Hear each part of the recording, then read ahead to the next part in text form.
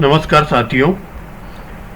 Indian evidence act की धारा 45 expert opinion की बात करती है, विशेषज्ञ की राय की। हमने धारा 44 तक देख लिया है। एपीओ 2015 में डायरेक्ट इस क्वेश्चन यहाँ से क्वेश्चन पूछा गया था कि एक्सपर्ट ओपिनियन को लेकर 2 ऑब्जेक्टिव क्वेश्चन 2015 के पेपर में आया था। एक्सपर्ट ओपिनियन इसलिए भी इम्पोर्टेंट हो जाती है कि ये डायरेक्ट किसी प्रकार का एविडेंस नहीं होकर किसी एविडेंस के बारे में एक्सपर्ट की ओपिनियन होती है। तो यहाँ एक तरह का हियर से एविडेंस माना जाता है अदर स्टेट में, पर राजस्थान इसको हियर से एविडेंस नहीं मानता। राजस्थान में धारा 45 को हियर से एविडेंस में नहीं लिया जाता। तो यहाँ एक्सपर्ट 5 चीजों पर ओपिनियन देता है और उसकी ओपिनियन रिलेवेंट मानी जाती है जब कोर्ट के सामने उस विषय से संबंधित कोई ओपिनियन प्रसंगत है। जैसे मैं किसी घटना में मर जाता हूं और वो घटना होती है कि मेरे मुंह से झाग निकलते हैं, घर पे कोई आता है और वो गेट खोल के देखता है मेरे मुंह से झाग निकल रहे हैं, झाग निकलने के 10-15 मिनट बाद मैं दम तोड़ देता हूं। ऐसी कंडीशन में जब कोर्ट के सामने यह प्रश्न है कि मेरी मृत्यु कैसे हुई, तो अगर कोई एक्सपर्ट आके कह रहा है कि इस प्रकार से झाग निकलना, शरीर का नीला पड़ना और 15-20 मिनट के अंदर व्यक्ति की मृत्यु हो जाना, ये इसको विशेष प्रकार का एक जो एंडोसल्फान करके विष आता है वो दिया गया है, जो पेस्टिसाइड के रूप में पौधों में डाला जाता है। तो उसके प्रभाव के कारण ऐसा शरीर नीला पड़ता है, मुंह से झाग निकलते हैं। तो ये क्या है कि उस पेस्टिसाइड के संबंध में या उस विशेष दवा के संबंध में या जहर के संबंध में एक्सपर्ट व्यक्ति की राय है जो उसके लक्षणों से परिचित है। धारा 45 को डील करते हैं विशेषज्ञ की राय क्या होती है। दोनों लैंग्वेज में आज डील करेंगे हम। धारा 45 से लेकर जितना हो सकता है कवर करने की कोशिश करेंगे 1 घंटे की क्लास में। 45 एक्सपर्ट ओपिनियन, क्या बोला जाता है इसको? Expert opinion. देखो, एक्सपर्ट कोई भी हो सकता है, हम भी एक्सपर्ट होते हैं किसी विशेष चीज में, ठीक है। याद करने का तरीका, रटने का तरीका, लिखने का तरीका, किसी न किसी चीज में हर व्यक्ति एक्सपर्ट होता है। तो हर एक्सपर्ट व्यक्ति की राय धारा 45 के अंतर्गत सुसंगत होती है।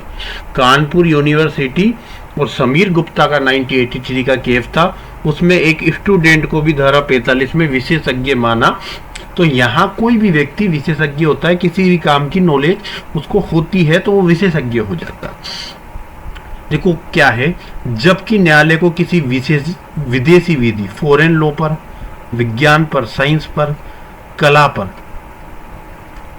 की किसी बात पर, 3 चीजों पर, फॉरेन लॉ, साइंस और आर्ट्स की किसी बात पर राय बनानी है, या किसी का हस्तलेख या अंगुली चिन्ह की अनन्यता, अनन्यता मतलब होता पहचान, अनन्यता आइडेंटिटी पहचान, तो न्यायालय को किसी फॉरेन लॉ पर, विज्ञान पर, आर्ट्स पर, हस्तलेख पर, हस्तलेख हैंडराइटिंग और अंगुली चिन्ह फिंगरप्रिंट की पहचान के बारे में राय बनानी हो, तब उस बात पर जो कोर्ट के सामने प्रसंगत है उस पर विदेशी विधि, विज्ञान, कला, हस्तलेख और अंगुली चिन्ह की आइडेंटिटी संबंधित प्रश्नों के संबंध में विशेष कुशल व्यक्ति की राय सुसंगत होती है। और ये विशेष कुशल व्यक्ति क्या कहलाते हैं? विशेषज्ञ कहलाते हैं, एक्सपर्ट कहलाते हैं।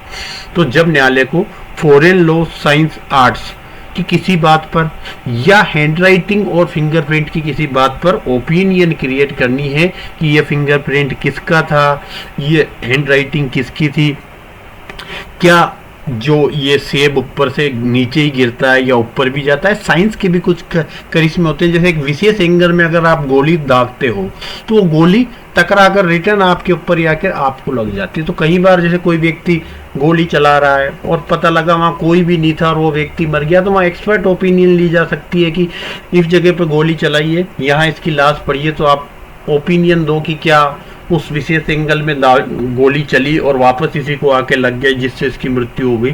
तो ऐसे किसी व्यक्ति की विज्ञान पर, कला पर, विदेशी विधि पर, हस्तलेख पर और फिंगरप्रिंट पर अगर कोई व्यक्ति विशेष कुशल व्यक्ति है, विशेष कुशल व्यक्ति मतलब उसकी अच्छी कमांड है उस चीज पर, तो उसको कहा जाता है एक्सपर्ट, और एक्सपर्ट की ओपिनियन धारा 45 के अंतर्गत रिलेवेंट होती है। दृष्टांत पढ़ते हैं। प्रश्न यह है कि क्या क की मृत्यु विष द्वारा कारित हुई। कोर्ट के सामने क्वेश्चन क्या है कि क नामक व्यक्ति की मृत्यु कैसे हुई? जहर के द्वारा। तो जिस विष के बारे में अनुमान है कि उससे क की मृत्यु हुई, उस विष से पैदा हुए लक्षणों के बारे में विशेषज्ञ की राय सुसंगत है। कोर्ट को यह डाउट है कि क्या इसकी जहर खा के मृत्यु हुई, और वहां पर वो जहर का कोई पैकेट भी मिला आसपास। तो कोर्ट उस जहर के खाने से क्या लक्षण उत्पन्न होते हैं, क्या उस व्यक्ति को वो लक्षण उत्पन्न हुए थे, इसके लिए उस जहर के से पैदा होने वाले लक्षणों के बारे में जो व्यक्ति विशेषज्ञ है, होता है ना कई बार, जैसे किसी डॉक्टर की विशेष कैटेगरी होती है, वो विशेष एरिया में एक्सपर्ट होता है, तो कोई जहर खाने वाले रोगियों को लगातार डील करता है, तो उसको सारे लक्षण पता होते हैं कि ये उस जहर के कारण होता है, इसमें ऐसा करना होता है। तो यहाँ पर विशेषज्ञ जो भी उसके लक्षणों से विशेषज्ञ है, वो बता सकता है कि ये वो वाला जहर नहीं है जो पैकेट वहां मिला, ये उस जहर के कारण हुए लक्षण है, इसके ऐसे ऐसे लक्षण मिले। दृष्टांत कोई खास नहीं है, फिर भी आप तीनों दो दृष्टांत और पढ़ लेना। केस लॉज पे चर्चा करता हूं। देखो,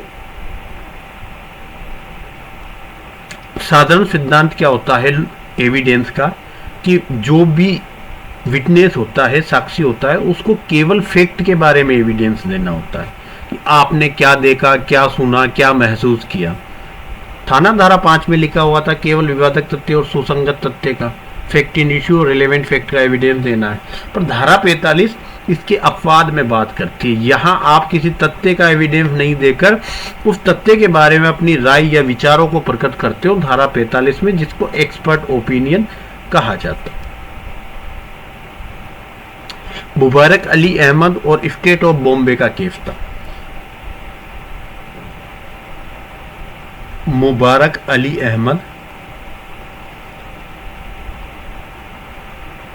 versus state of Bombay, versus state of Bombay. मैं अभी इंग्लिश मीडियम वालों के लिए एक बुक शेयर करूंगा केस लॉज की, जो परीक्षा मंथन की आती है, उसमें ये केस मिल जाएंगे आपको, लगभग 70-80% केस मिल जाएंगे। तो आप वहां से डायरेक्ट केस एविडेंस एक्ट के धारा 45 के पिक कर लेना। बाकी मैं उनको स्लाइडों पर भी उतरवा रहा हूँ, और स्लाइड के द्वारा भी मैं आपको प्रोवाइड करवा दूंगा जितने केस आपके छूट चुके हैं इंग्लिश मीडियम वालों के। ठीक है, तो Mubarak Ali versus state of Bombay के केस में क्या कहा गया कि अगर किसी विटनेस को अपनी ओपिनियन प्रकट करने का राइट दे दिया, अगर अपनी राय प्रकट करने का अधिकार दे दिया, तो वह क्या करेगा कि तथ्य का एविडेंस नहीं देगा, अपनी राय ही बताता रहेगा। जैसे कि वो ये नहीं बताएगा कि उसने गोली चलाई, वो ऐसे बताएगा कि उसी ने गोली चलाई होगी तभी तो इसको लगी, और इतनी दूर से चलाई तो पैर में लगी। ये काम कोर्ट का है कि कितनी दूर से चलाई, क्या पैर में लगनी थी, ऊपर लगनी थी। विटनेस का काम केवल इतना है कि क्या इस व्यक्ति ने गोली चलाई या नहीं चलाई, बंदूक बड़ी थी छोटी थी, इतनी सी विटनेस का काम होता है एविडेंस देना। पर साक्ष्य का मूल्यांकन करना कोर्ट का काम है कि क्या एविडेंस आया, उस एविडेंस को माइक्रो लेवल पर एनालिसिस कर कोर्ट अपने कंक्लूजन पे पहुंचता है, जिसको हम जजमेंट कहते हैं। तो अगर साक्षी को अपनी ओपिनियन प्रकट करने का अधिकार दिया गया तो क्या हो जाएगा, न्यायिक कार्य का प्रत्यायोजन हो जाएगा, डेलीगेशन हो जाएगा, हम ओपिनियन पर ही लगे रहेंगे, फैक्टों को छोड़ देंगे।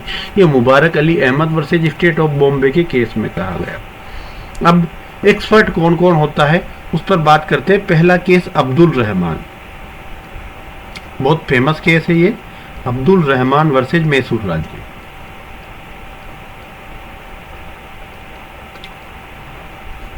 अब्दुल रहमान वर्सेज मैसूर राज्य के केस में क्या हुआ कि सुनार को सोने की शुद्धता के बारे में बहुत नॉलेज होता है, क्योंकि वो उसका दिन भर काम ही यही 18 carat 20 carat 22 carat 24 carat gold के गहने बनाने हैं।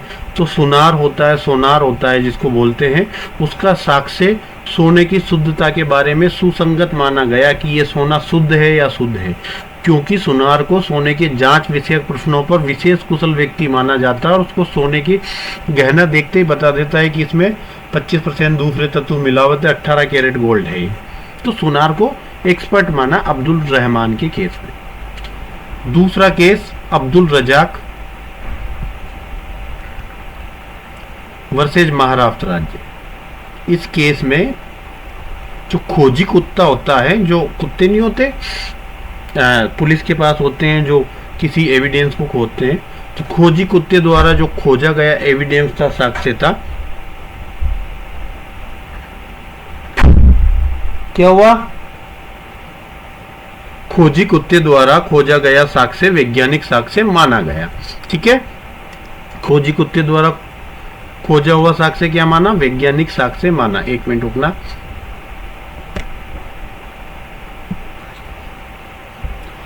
तो अब्दुल रजाक वर्सेज महाराष्ट्र राज्य के केस में क्या हुआ कि जो खोजी कुत्ता होता है, जो पुलिस के पास होता है, उस डॉग के द्वारा खोजा गया साक्ष्य एक्सपर्ट ओपिनियन नहीं मानकर वैज्ञानिक साक्ष्य माना गया। तो अब्दुल रजाक वर्सेज महाराष्ट्र में खोजी कुत्ते का साक्ष्य, खोजी कुत्ते का साक्ष्य, इसको एक्सपर्ट ओपिनियन नहीं मानकर वैज्ञानिक साक्ष्य माना गया।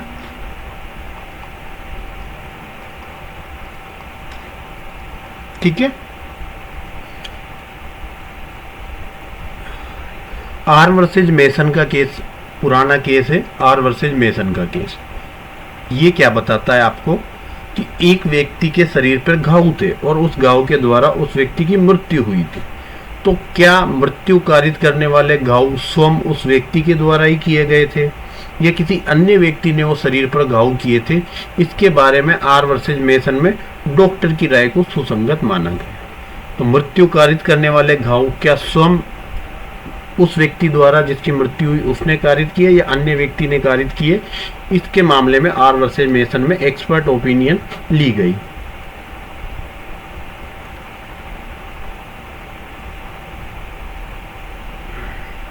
जर्नैल सिंह वर्सेज पंजाब का केस था, काफी अच्छा फेमस केस रहा है ये, जर्नैल सिंह वर्सेज पंजाब।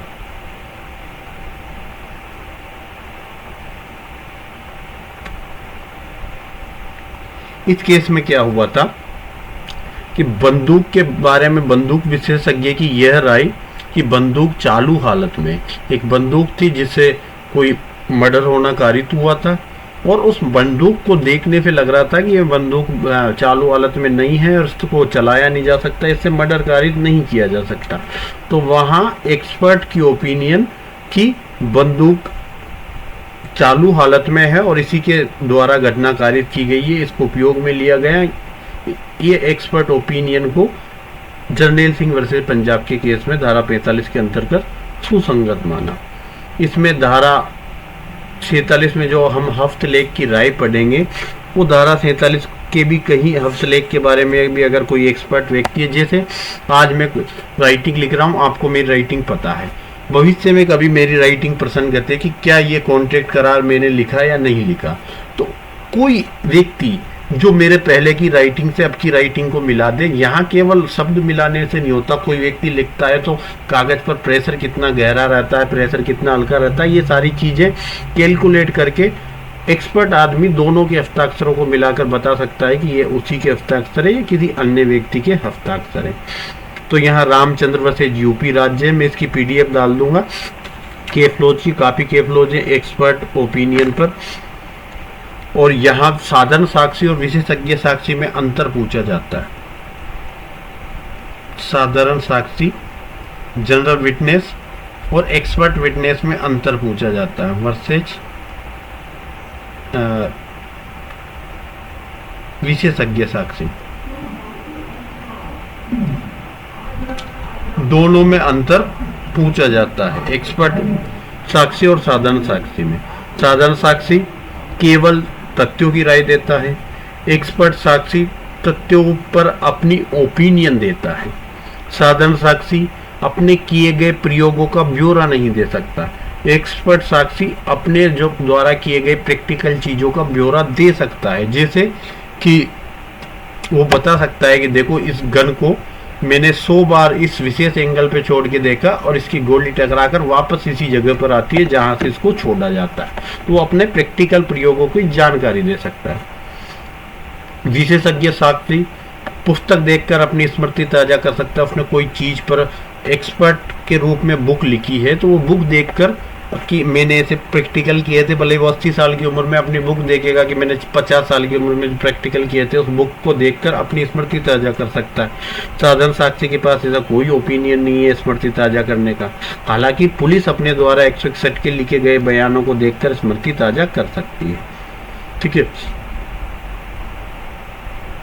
साधन साक्षी समरूप तथ्यों का साक्ष्य नहीं दे सकता। धारा 14 का स्पष्टीकरण 1 मना करता है, जबकि विशेषज्ञ साक्षी समरूप तथ्यों का साक्ष्य दे सकता है कि पहले भी ऐसा हुआ था, पहले भी जब ये जहर का प्रयोग हुआ तो यही लक्षण दिखे, तो ऐसा करके देखा जा सकता। पर जब कभी भी मेडिकल एविडेंस और एक्सपर्ट एविडेंस में कंट्राडिक्शन हो तो क्या माना जाता है कि मेडिकल एविडेंस ज़्यादा प्रभावी होता है, क्योंकि वो विज्ञान है और विज्ञान एक फिक्स फॉर्मूले पे चलती है, गलत नहीं होती। पर अगर मेडिकल एविडेंस और डायरेक्ट एविडेंस है, प्रत्यक्ष साक्ष्य, उनमें कोई कंट्राडिक्शन है, विरोधाभास है, तो वहाँ डायरेक्ट एविडेंस को ज़्यादा महत्व दिया जाता है। ऐसा उमेश कुमार वर्सेस बिहार राज्य के केस में कहा गया। 45A और 46 से देखते हैं साथ में। 45A और 46A। 45A क्या कहता है? इलेक्ट्रॉनिक साक्ष्य के परीक्षक की राय। इलेक्ट्रॉनिक साक्ष्य वही जो कंप्यूटर, मोबाइल या कोई इलेक्ट्रॉनिक उपकरण से प्राप्त किया जाता है। तो जब न्यायालय को किसी कार्यवाही में किसी कंप्यूटर संसाधन या इलेक्ट्रॉनिक या अंकीय रूप से पारित और भंडारित किसी सूचना से संबंधित किसी विषय के बारे में राय बनानी, क्या करना है? न्यायालय को कोई कंप्यूटर में भरी हुई कोई सूचना, कोई इलेक्ट्रॉनिक या अंकीय रूप से कोई सूचना आपने किसी भी प्रकार के उपकरण में भरी है, उसके बारे में राय बनानी है। तो आईटी एक्ट 2000 की धारा 79A के अंतर्गत इलेक्ट्रॉनिक साक्ष्य का परीक्षक कौन होता है? इलेक्ट्रॉनिक साक्ष्य का परीक्षक। इसको बोला जाता है examiner of electronic evidence. Electronic साक्ष्य के परीक्षक की राय सुसंगत होती है। ठीक है, इलेक्ट्रॉनिक साक्ष्य के परीक्षक की राय सुसंगत होती है। शायद 2008 में ये धारा जुड़ी होगी, 2009 से ये प्रभावी हुई। आईटी एक्ट 2008 की धारा है और 27/10/2009 से ये प्रभावी हुई। इस धारा के प्रयोजनों के लिए जो इलेक्ट्रॉनिक साक्ष्य का परीक्षक होता है उसको विशेषज्ञ माना गया, क्योंकि वो देखकर बता देता है ये सूचनाएं कब भरी गई थी, कितनी पुरानी है, सारी चीज़ें। हालांकि इसमें आप कितनी बार कॉपी कर लो, पर कंप्यूटर में जो प्रोग्राम फाइल होती है वो कब पहली बार क्रिएट हुई थी, वो चीज़ें उस फाइल की एक्सपर्ट व्यक्ति सर्च करके आराम से बता सकता है। तो यहाँ कोई खास बात नहीं है, जैसा धारा दे रखी है कि जब भी कंप्यूटर संसाधन में कोई इलेक्ट्रॉनिक सूचना अंकीय रूप में या इलेक्ट्रॉनिक रूप में भरी गई है और उसके बारे में न्यायालय को कोई राय बनानी है, तो आईटी एक्ट की धारा 79A के अंतर्गत इलेक्ट्रॉनिक एविडेंस के एग्जामिनर की राय रिलेवेंट होती है। और धारा 45 के प्रयोजन के लिए इलेक्ट्रॉनिक साक्ष्य के परीक्षक विशेषज्ञ माना जाएगा। अब धारा 46 बताती है कि वे तथ्य जो या तो विशेषज्ञ की राय का समर्थन करते हैं या विशेषज्ञ की राय को एकदम इनकंसिस्टेंट है, असंगत है, वे तथ्य भी सुसंगत होता है। जैसे विशेषज्ञ कहता है कि ये जो व्यक्ति है ये एंडोसल्फान नामक विष खाने से मरा है, उसी गांव का कोई व्यक्ति ये एविडेंस दे सकता है कि भाई पिछले 10 दिन से हमारे गांव में दवाइयाँ कर रहे हैं और उस दवाइयों के दौरान 2-3 व्यक्तियों ने और एंडोसल्फान का स्प्रे करते वक्त उनके शरीर में चली गई और वो भी मरे थे। उनको तो ऐसी कोई घटना है, ऐसा कोई लक्षण आए नहीं जो आप बता रहे हो। उनका शरीर तो नीला नहीं पड़ा, उनके मुंह से तो झाग नहीं पड़े। तो अगर कोई जो एक्सपर्ट ने ओपिनियन दी है उस ओपिनियन के समर्थन में या उस ओपिनियन से बिल्कुल असंगत कोई एविडेंस दे रहा है, तो वो धारा 46 में रिलेवेंट हो जाता है। तो विशेषज्ञ की राय से संबंधित तथ्य धारा 46 में रिलेवेंट होते हैं। वे तथ्य जो अन्यथा सुसंगत नहीं है, क्या है? वे तथ्य जो अदरवाइज रिलेवेंट नहीं है तब सुसंगत हो जाते हैं जब या तो वो विशेषज्ञ की राय का समर्थन करते हैं या उनसे बिल्कुल असंगत हो, इनकंसिस्टेंट हो। ठीक है, या तो उसका समर्थन करते हैं या उससे बिल्कुल इनकंसिस्टेंट हो। तो सपोर्ट करने वाले और इनकंसिस्टेंट दोनों फैक्ट क्यों रिलेवेंट हो जाते हैं? क्योंकि वो एक्सपर्ट के ओपिनियन का या तो सपोर्ट करते हैं या उससे इनकंसिस्टेंट है, इस कारण वो रिलेवेंट होते हैं धारा 46 में। दृष्टांत देखते हैं कि प्रश्न ये है कि क्या क को अमुक विष दिया गया, क्या क नामक व्यक्ति को कोई विशेष प्रकार का जहर दिया गया। ये तथ्य सुसंगत है कि अन्य व्यक्तियों में भी जिन्हें वह विष दिया गया था अमुक लक्षण प्रकट हुए थे। क्या तथ्य रिलेवेंट है कि अन्य व्यक्ति जिनको वो जहर दिया गया था सेम लक्षण आए थे, जिनका उस विष का लक्षण होना विशेषज्ञ व्यक्ति बता। तो जो विशेषज्ञ ने कहा कि उस विष के ये लक्षण होते हैं, तो कोई व्यक्ति ये एविडेंस दे सकता है कि हाँ अन्य व्यक्तियों ने जिनको भी वो जहर दिया गया था उनके भी सेम ऐसे ही लक्षण आए थे। तो ये सपोर्ट में होने के कारण रिलेवेंट है। प्रश्न ये है कि क्या किसी बंदरगाह पर, बंदरगाह पानी में बने हुए एयर जो पोर्ट होते हैं, सी पोर्ट बोला जाता है, उसको बंदरगाह कहते हैं। तो जो जैसे हवाई जहाज के लिए एयरपोर्ट होते हैं, ऐसे समुद्र के किनारे बंदरगाह होते हैं जहाँ पानी के जहाज ठहरते हैं।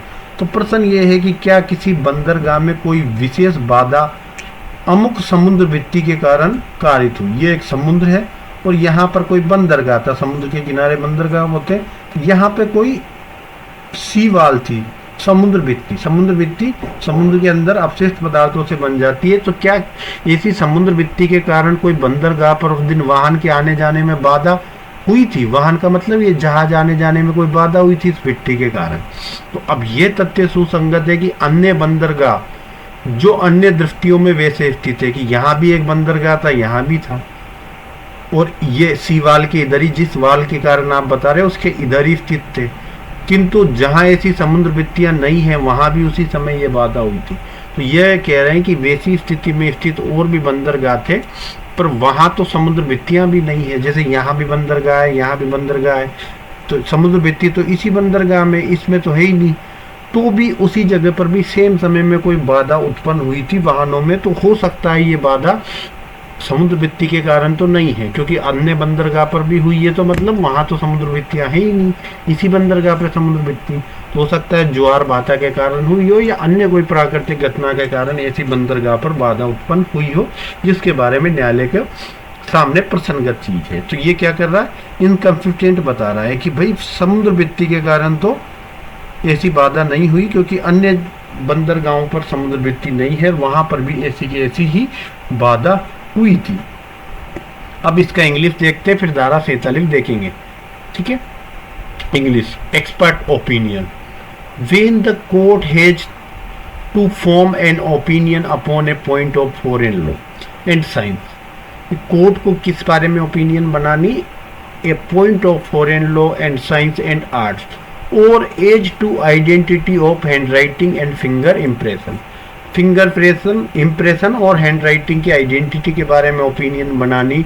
The opinion upon the point of person specially skilled in such foreign law, किस व्यक्ति की opinion, opinion upon the point of the person special skill, विशेष स्किल रखता है किसके बारे में, in such foreign law, science, arts, और in question as to the identity of handwriting and finger impression are relevant fact.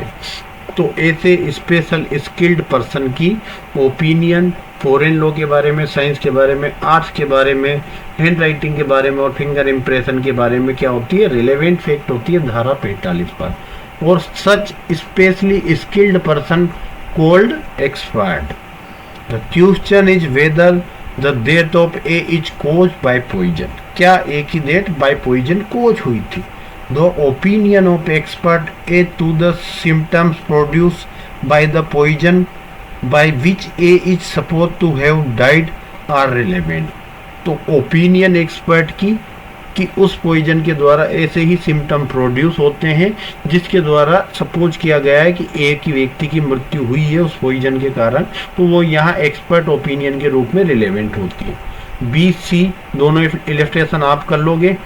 धारा 45 ए देखते हैं, सेक्शन 45 से क्या कहता, opinion of examiner of electronic evidence. तो जहां इलेक्ट्रॉनिक एविडेंस के संबंध में एक्सपर्ट ओपिनियन की बात आती है तो इलेक्ट्रॉनिक एविडेंस का एग्जामिनर की ओपिनियन को एक्सपर्ट ओपिनियन माना जाता है। When in a proceeding the court has to form an opinion on any matter relating to any information transmit or store in any computer resource.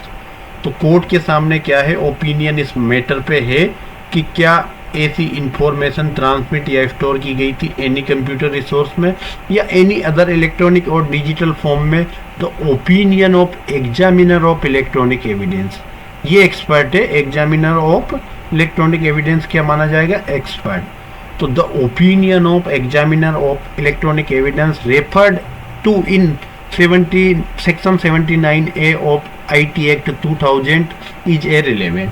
तो IT Act की धारा 79 section 79A के अंतर्गत जो examiner बता रखा है इलेक्ट्रॉनिक एविडेंस का, उसकी ओपिनियन क्या होती है, रिलेवेंट होती है। For the purpose of section 45 पे the examiner of electronic evidence shall be expert, क्या माना जाएगा, उनको एक्सपर्ट माना जाए। धारा 46 क्या बताता है, section 46 fact bearing upon opinion of expert. तो फैक्ट नॉट अदरवाइज रिलेवेंट, ऐसे फैक्ट जो अदरवाइज रिलेवेंट नहीं है। कहाँ पढ़ा था ये शब्द आपने, इंडियन एविडेंस एक्ट की कौन से सेक्शन में ये पढ़ा था कि ऐसे फैक्ट। अच्छा ये और बता दो कि ये अभी RJS मेंस में 3 नंबर का क्वेश्चन आया था विद इलिस्ट्रेशन, ऐसा आपने सेक्शन 11 में पढ़ा था इंडियन एविडेंस में कि the fact not otherwise relevant are relevant when प्लियोपेली भी याद आया, सेक्शन अभी 3 नंबर में पूछा था RJS मेंस में। तो fact bearing upon opinion of expert, तो fact not otherwise relevant are relevant if they support or are inconsistent with the opinion of expert. ऐसे फैक्ट जो अदरवाइज रिलेवेंट है कब रिलेवेंट हो जाते हैं, जब वो एक्सपर्ट ओपिनियन का सपोर्ट करते हैं या उससे इनकंसिस्टेंट होते हैं, तो they are relevant when such opinion are relevant. Illustration की बात करते हैं। इलिस्ट्रेशन कहता है कि the question is whether A is poison by a certain poison, कि क्या ए को जहर दिया गया था एक सर्टेन पॉइजन के द्वारा। The fact that other person who were poise by that poison, that poison किस सर्टेन पॉइजन के बारे में बात कर रहे हैं, तो अदर पर्सन जिनको वो पॉइजन दिया गया था जिसके बारे में बात, exhibit certain symptoms which expert affirm or deny to be symptom of that poison is relevant. जो एक्सपर्ट के द्वारा जो सिम्टम्स को अफर्म किया गया या डिनाई किया गया, ऐसे सिम्टम्स उस पॉइजन से प्रकट हुए थे या इनकंसिस्टेंट थे। तो यहाँ सपोर्ट इनकंसिस्टेंट दोनों के बारे में बात की, या तो एक्सपर्ट ने उसको अफर्म किया था तो ये सपोर्ट में हो गया, और एक्सपर्ट ने डिनाई किया था तो ये जो एविडेंस अदर व्यक्तियों का था वो इनकंसिस्टेंट एविडेंस हो जाएगा। ये वही सीवाल वाला है कि क्या सीवाल के कारण प्रॉपर किसी सी पोर्ट पर या सी पोर्ट ही है क्या, सी पोर्ट पर कोई ऑब्स्ट्रक्शन हुआ था, किस कारण, किसी सी वाल के कारण, तो कि वैसी ही पोजीशन में कोई अदर बंदरगाह थे और वहां पर ऐसा कुछ भी नहीं हुआ, ये रिलेवेंट हो जाता है धारा 46 के अंतर्गत।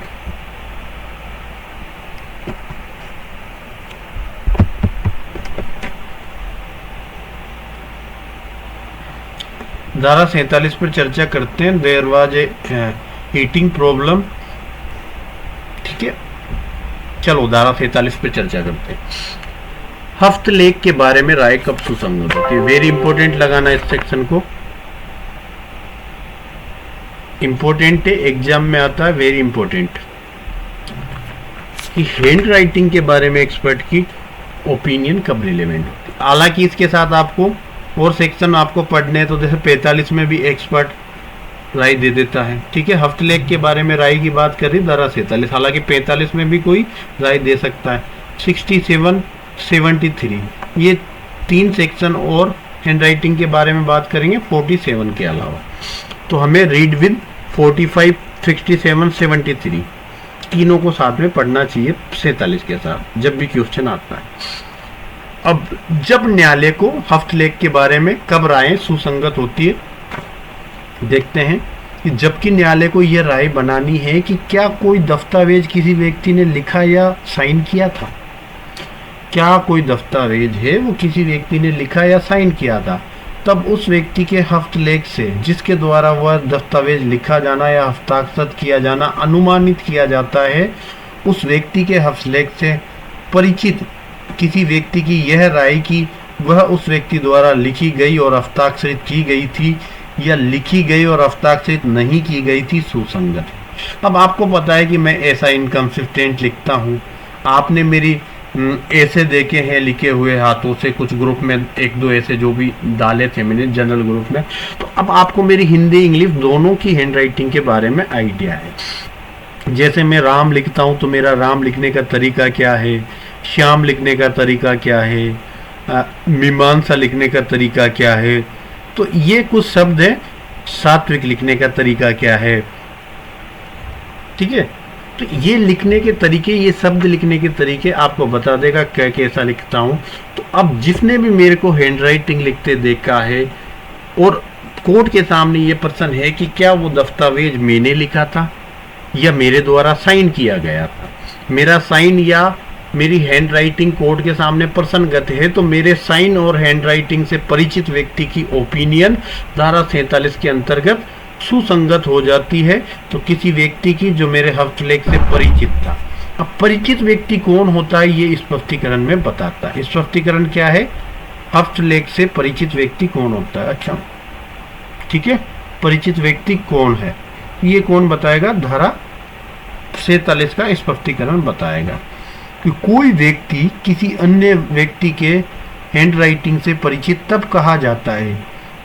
पहला पॉइंट यहाँ से पकड़ना, जब उसने उस व्यक्ति को लिखते हुए देखा है। जब आपने मुझे लिखते हुए देखा है तो आप मेरी हैंडराइटिंग से परिचित व्यक्ति हो, या स्वयं अपने द्वारा या अपने प्राधिकार के अधीन लिखित और उस व्यक्ति को संबंधित दस्तावेज के उत्तर में उस व्यक्ति द्वारा लिखी हुई तात्पर्य होने वाली दस्तावेज प्राप्त की है। आप लोग मुझे निरंतर कोई क्वेश्चन लिखकर भेजते थे और मैं उस क्वेश्चन का 2-3 लाइनों में जवाब लिख के भेजता। तो आपने क्या किया, स्वयं आपके द्वारा या आपके प्राधिकार के अधीन कोई लिखित और मुझे संबोधित दस्तावेज आपने भेजा कि सर इसका प्रश्न का उत्तर दिखाओ, और मैंने उसके उत्तर में आप मेरे द्वारा जो प्राप्त करते थे, तो मेरी वो हैंड राइटिंग में आप लगातार क्या चीजें प्राप्त करते थे, इसको पढ़ना देखो। स्वयं अपने द्वारा या अपने प्राधिकार के अधीन लिखित और उस व्यक्ति को संबोधित दस्तावेज जिसकी हैंड राइटिंग प्रसंगत है, उस व्यक्ति को संबोधित दस्तावेज के उत्तर में उस व्यक्ति द्वारा लिखी हुई तात्पर्य होने वाली दस्तावेजें आपने प्राप्त की। तो जब आप मुझे क्वेश्चन भेजते थे मैं लिख के देता था, आपने पूछा भी था कि क्या सर ये आप ही लिखते हो क्या आंसर, मैंने कहा हाँ मैं ही लिखता हूँ, मैं ही जवाब देता हूँ। तो जहाँ आप मुझे क्वेश्चन भेजते थे और लगातार मैं उनका जवाब कागज पर लिख कर देता था, तो मेरी हैंड राइटिंग से आप परिचित थे। या कारोबार के मामूली अनुक्रम में उस व्यक्ति द्वारा लिखी हुई तात्पर्य होने वाली दस्तावेज उसके समक्ष बराबर रखी जाती रही। या ड्यू कोर्स ऑफ बिजनेस, कारोबार के अनुक्रम में मेरे द्वारा लगातार कुछ चीजें, जैसे प्री मेंस की जो टेस्ट सीरीज है, तो मैं क्वेश्चन लिखकर पेन से लिखकर भेज देता हूँ कि ये क्वेश्चन बना दो। फिर वो जिस व्यक्ति के पास जाते हैं वो उसको टाइप करता है, टाइप करके फिर उसको पेज पे सेट करता है। तो वो क्या कर रहा है, कारोबार के अनुक्रम में टेस्ट सीरीज का ड्यू कोर्स ऑफ बिजनेस के अनुक्रम में मेरे द्वारा लिखी हुई दस्तावेजें उसके समक्ष बराबर रखी जाती थी, तो वो व्यक्ति भी परिचित है। तो यहाँ 3 व्यक्ति परिचित माने, जिसने मुझे लिखते हुए देखा है, जो मेरे को कोई लेटर लिखता था और उसके जवाब में मेरे से कोई पत्र प्राप्त करता था जो मेरे द्वारा लिखा होना तात्पर्य है, या कोई कारोबार के अनुक्रम में रोज मेरे द्वारा लिखी हुई चीजें प्राप्त करता रहता था। मैं उसको डेली डाटा बनाकर भेजता था कि आज इतना इतना ये चीज़ों की PDF बना दे, इसकी स्लाइड बना दे, इसकी वो बना दे। तो वो मेरे हस्तलेख से परिचित था, मेरे द्वारा लिखी गई दस्तावेजें उसके सामने निरंतर रूप से रखी जाती थी। प्रश्न ये है कि क्या अमुक पत्र लंदन के एक व्यापारी क के हस्तलेख में है। कोर्ट के सामने प्रश्न क्या है कि क्या ये पत्र लंदन के एक व्यापारी क ने लिखा है, उसकी हैंड राइटिंग में है। कोर्ट के सामने प्रश्न है। अब देख, ख क्या है, कलकत्ता में एक व्यापारी है, बिजनेसमैन है, जो क को, जिसने क को पत्र लिखे, जो लंदन में रहता है और उसके द्वारा लिखे हुए तात्पर्य होने वाले पत्र प्राप्त किए। ख कलकत्ता का व्यापारी क को पत्र लिखता था, पत्र संबोधित करता था और क उसके जवाब में लंदन से पत्र भेजता था, तो जो उसके द्वारा लिखे होने वाले तात्पर्य थे और उनको क प्राप्त करता था। तो यहाँ ख व्यक्ति जो पत्र लिखता था क को और क के जवाब प्राप्त करता था, वो भी क के हस्तलेख से परिचित है। दूसरा ग, ये क्या है, ख व्यक्ति का लिपिक है, जो कलकत्ता में उसका नौकर है। लिपिक का मतलब कर्मचारी होता है, जो एलडीसी वगैरह होते हैं, वो है। उसका कर्तव्य क्या है कि ख के पत्र व्यवहार को देखता है और फाइल करता है। वो ख को रोज क्या क्या पत्र प्राप्त हुए उनको देखता है, पढ़ता है और उनमें जो चीजें नोट होती है, भैया ये लिख ले, इतना माल की उसने डिमांड करी है, तो वो पत्रों को देखता है, उसमें से चीजें नोट करता है, उसको फाइल में लगाता है। तो ख उसका लिपिक है, वो भी परिचित है। अब ख का एक दलाल है घ, जिसके समक्ष क्या करता था, ख के द्वारा लिखे हुए पत्र उसको दिखाकर उससे सलाह मशवरा करता था। जैसे कोई भी चीज हम लीगल ओपिनियन के लिए वकील के सामने लिखते हैं कि यार मैं प्रॉपर्टी ट्रांसफर कर रहा हूँ, तो ये देखना कि ये ऐसे ऐसे कर दे, क्या ये सही है क्या, तो वो अपने किसी घ नामक दलाल से क के द्वारा लिखे हुए पत्रों पर चर्चा करता था, उससे सलाह प्राप्त करता था। तो यहाँ ख परिचित है क्योंकि वो पत्र लिखकर कैसे जवाब प्राप्त करता था। ग इसलिए परिचित है क्योंकि वो उसका लिपिक है और ख उस पत्रों को ग को पकड़ाता था कि तू इनमें से पॉइंट नोट कर ले, बाकी फाइल में लगा दे, और घ को वो पत्र दिखाकर उस पर ओपिनियन सलाह लेता था। तो ये तीनों परिचित है। तो ख ग की प्रश्न की राय सुसंगत है क्योंकि वह जो पत्र क के हस्तलेख में है उनको देखते थे।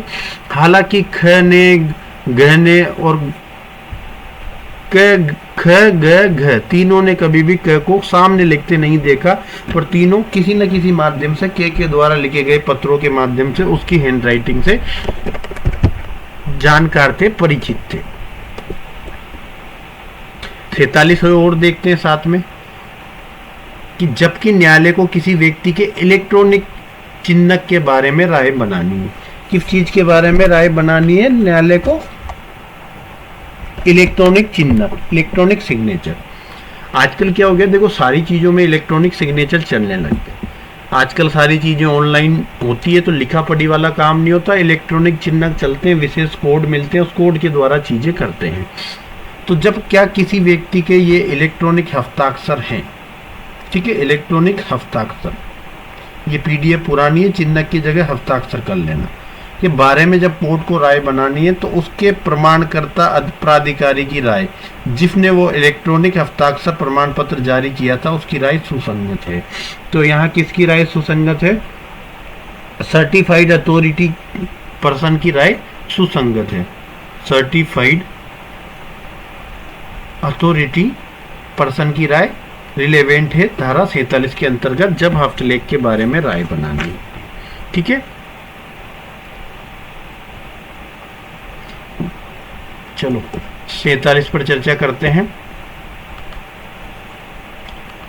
Opinion as to the handwriting when relevant, when the court has to form an opinion as to the person by whom any document was written or signed.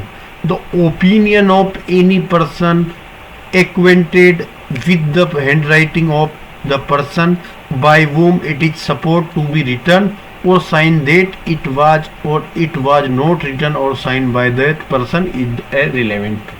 जब कोर्ट के सामने किसी व्यक्ति की हैंड राइटिंग या sign किसी document पर होना टू बी क्वेश्चन है, तो the opinion of any person acquainted with the handwriting of the person, उस पर्सन की हैंड राइटिंग से जो एक्वेंटेड है उसकी ओपिनियन by whom it is supposed to be written or sign, that it was और it was not written or sign by that person. तो किसी व्यक्ति की राय कि वह उसके द्वारा रिटर्न और साइन किया गया था या उसके द्वारा रिटर्न और साइन नहीं किया गया था, वो रिलेवेंट हो जाती है धारा 46 में। किस व्यक्ति की? एक्वेंटेड पर्सन की। तो a person is said to be acquainted with the handwriting of another person. कब कहा जाता है कि कोई व्यक्ति किसी की हैंड राइटिंग से एक्वेंटेड है?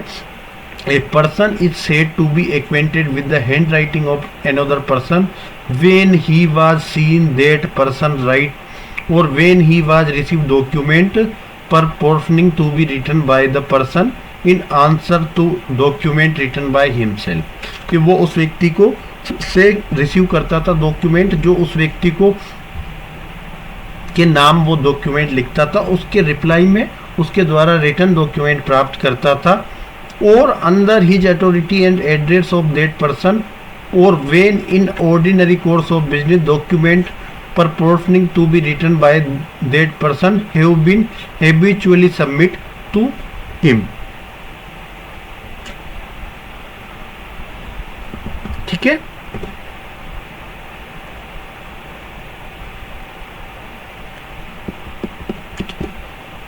The question is whether a given letter is in the handwriting of A।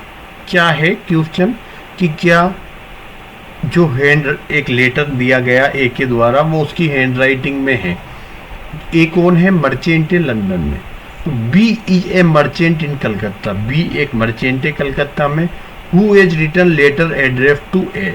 ए को एड्रेस करते उसने एक लेटर लिखा और receive a letter purporting to be written by him, और एक लेटर प्राप्त किया जो उसके द्वारा लिखा गया था। C is a clerk of B. वो duty is to be examine any letter, कि जो भी लेटर एक बी के पास आते थे उन लेटर को एग्जामिन करता था और फाइल करता था बी के करस्पेंडेंस में, किसी भी फाइल में। डी कौन था? बी का ब्रोकर था, और बी के पास जो भी हैबिचुअल जो भी लेटर प्राप्त होते थे तो वो habitually submit to letter purporting to be written by A. A के द्वारा जो लेटर लिखा गया था उसको जो डी ब्रोकर था उसकी एडवाइजिंग के लिए उसके सामने रखा जाता था, सबमिट किया जाता था, और वो भी उसकी हैंड राइटिंग से परिचित था। तो बी मर्चेंट होने के नाते परिचित था, सी बी का क्लर्क होने के नाते ए द्वारा लिखा जो कलकत्ता में मर्चेंट है उसके लेटर को देखता था इसलिए परिचित था, और डी ब्रोकर था बी का, तो जो भी ए के द्वारा लेटर लिखे जाते थे बी उनको डी के सामने पेश करता था उसकी एडवाइस लेने के पर्पज से। तो the opinion of B, C and D on the question whether a letter is in the handwriting of A is relevant, though neither B, C, D ever saw a write। Section 47A Opinion add to the digital signature when relevant। Digital signature के बारे में opinion कब relevant होती है? when the court has to the form of the opinion as to the electronic signature of any person the opinion of certified authority। किसकी opinion? जब court को क्या है ओपिनियन बनानी इलेक्ट्रॉनिक सिग्नेचर, क्या किसी पर्सन के एनी पर्सन के इलेक्ट्रॉनिक सिग्नेचर के बारे में ओपिनियन बनानी है, तो the opinion of certified authority जिसने वो इलेक्ट्रॉनिक सिग्नेचर जारी किए थे वो which is issues the electronic signature certificate is the relevant. जिसने इलेक्ट्रॉनिक सिग्नेचर सर्टिफिकेट जारी किया था उसकी ओपिनियन रिलेवेंट हो जाती है धारा 47 के अंतर्गत, 47A के अंतर्गत। तो इलेक्ट्रॉनिक सिग्नेचर के बारे में इलेक्ट्रॉनिक सिग्नेचर सर्टिफिकेट का सर्टिफाइंग अथॉरिटी होता है उसकी ओपिनियन रिलेवेंट होती है। धारा 48 क्या बताती है? धारा 48 कि क्या अधिकार और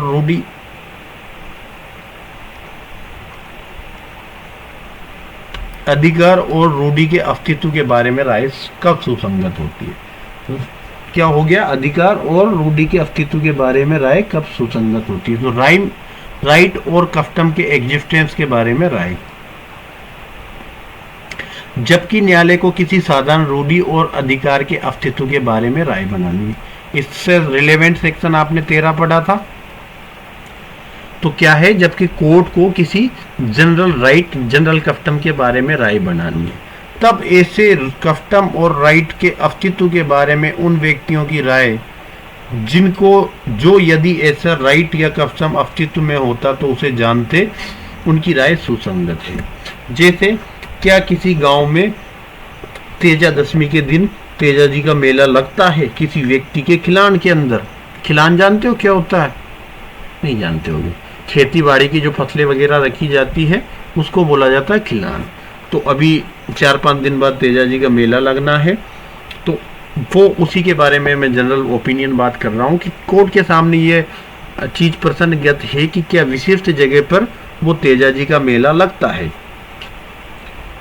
तो यहाँ कोई ऐसा पुराना व्यक्ति जो अगर ऐसा कोई मेला लगा होता, पहले से लगता आ रहा होता, तो निश्चित रूप से उससे परिचित होता। उस व्यक्ति की राय धारा 48 में एक्सपर्ट ओपिनियन के रूप में सुसंगत होती है।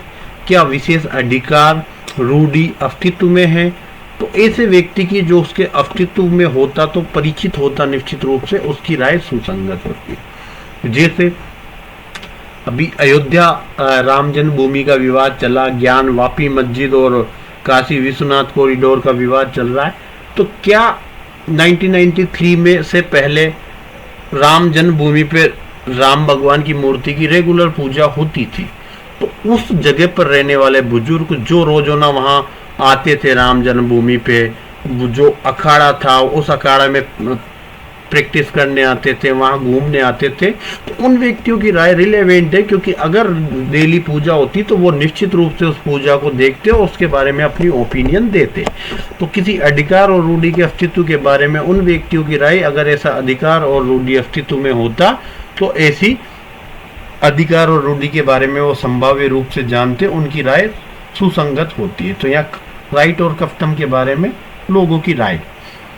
साधारण रूढ़ि या अधिकार के अंतर्गत ऐसी रूढ़ियां और अधिकार आते हैं जो व्यक्ति के किसी काफी बड़े समुदाय या वर्ग के लिए सामान्य।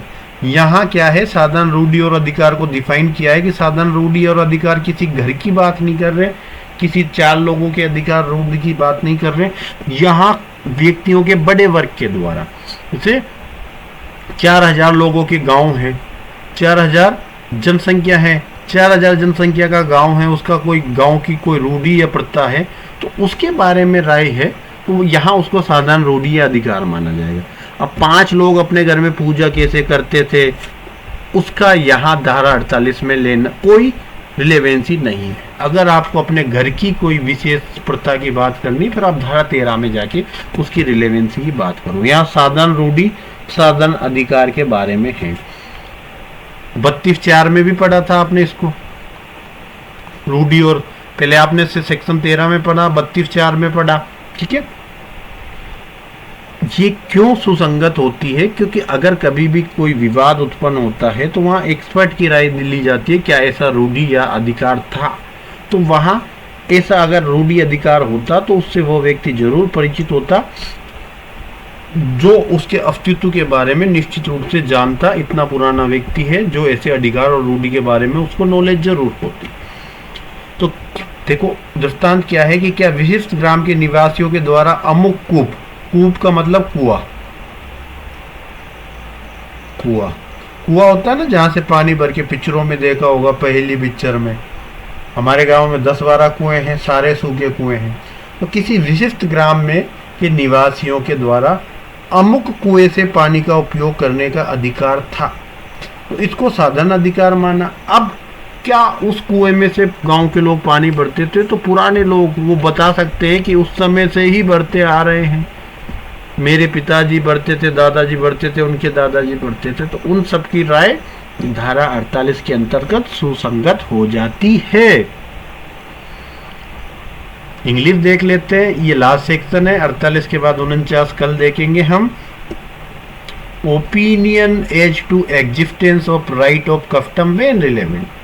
तो राइट और कस्टम का एग्जिस्टेंस की ओपिनियन कब रिलेवेंट होती है, इसके बारे में बात करते हैं। When the court has to form an opinion as to the existence of any general custom or right, the opinion as to the existence of such custom and right, custom of right of person who would be likely to known of its existence if it existed।